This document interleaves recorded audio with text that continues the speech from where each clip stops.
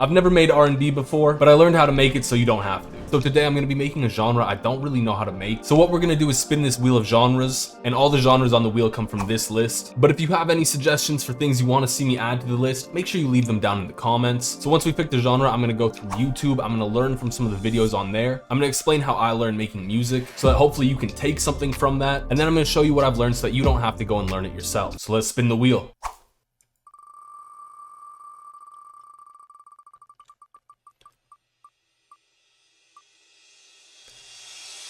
Okay.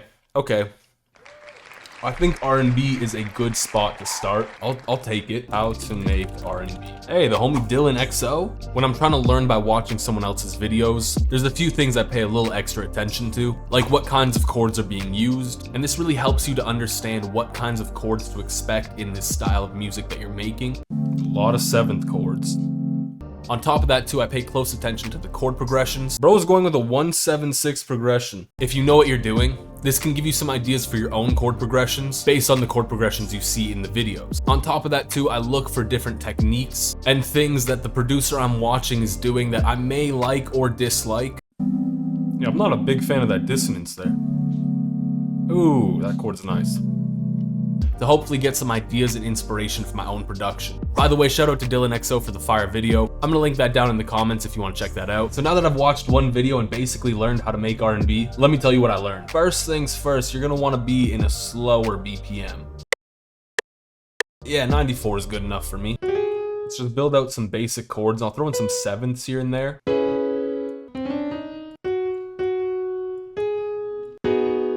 It's also really important for R&B to have 6th chords as well. What if I go to the 5th, but we make it a major chord?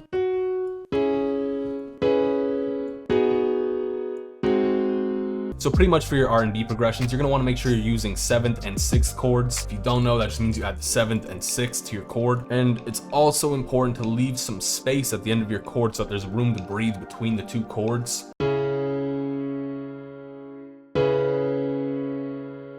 For sound selection for R&B, it's all about the vibe. So with those chords, you'll want to use sounds like pads.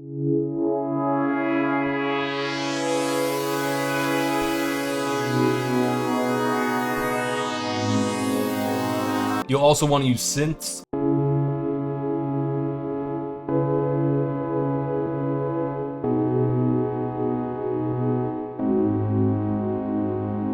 And you'll also want to use ARPs.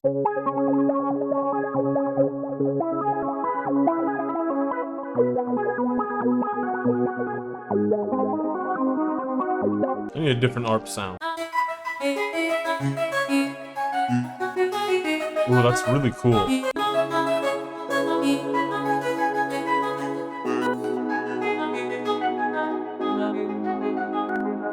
Okay, once you have all those 3 patterns, you want to render them out. And then sampling yourself is where the magic's gonna happen. So play around with them, reverse them.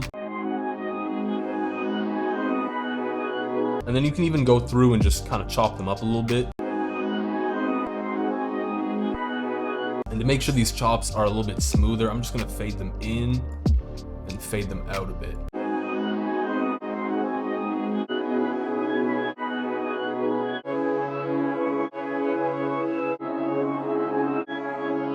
And then we're gonna render this whole thing out, pitch it up a fair bit. And I wanna add halftime to it.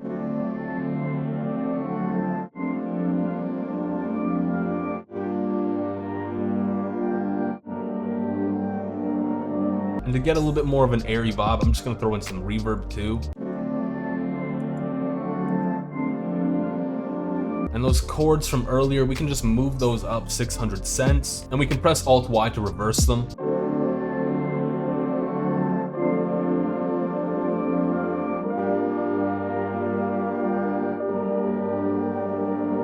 Low-key, this is the best R&B I've ever made. For the rest of your melody, you're gonna want to keep it pretty simple. Best easy, baby. So you can just throw in some vocals.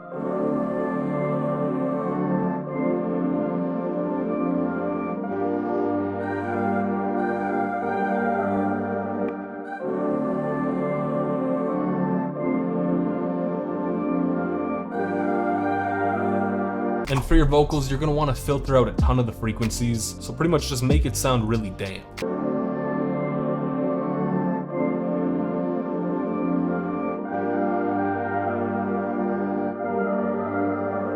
My personal trick for making vocals cut through the mix is throwing fresh air on them.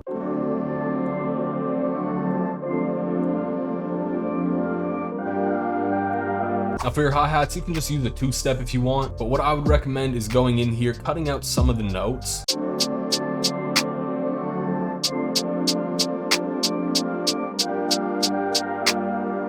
And just kind of create a little bit of a vibe. I'm gonna throw in a tiny roll here. And for your drums, you really want to make them sound more authentic. So what I do for that is I just use the humanize tool, puts things a little bit off beat and messes with the velocities.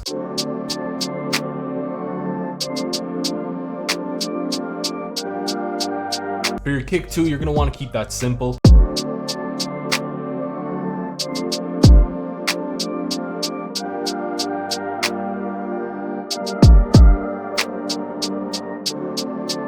And what I'm doing here is I'm just adding a kick to lead into this kick here. So I'm gonna turn that velocity down a little bit too.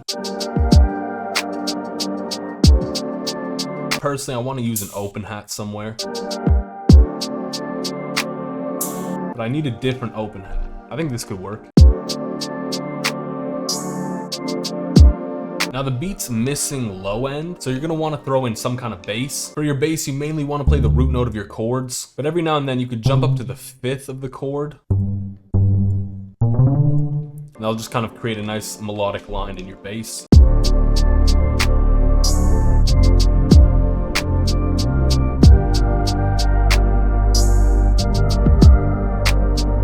To really get that kick thumping, you can sidechain it to your bass and your melody. And the main knobs you're going to want to tweak here are your attack, release, and sustain. For a kick, you're going to want the attack to be 0. Release, you can bring that down pretty generously.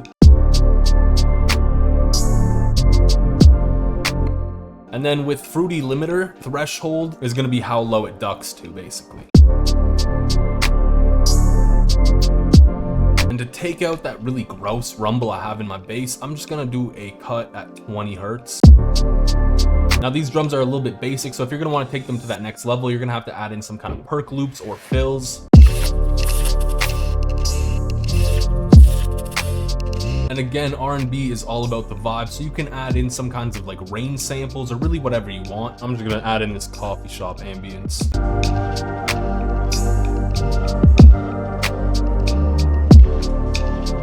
I'm gonna do like a little beat cut here. And don't forget to let me know how I did with this R&B beat. And here's the full thing.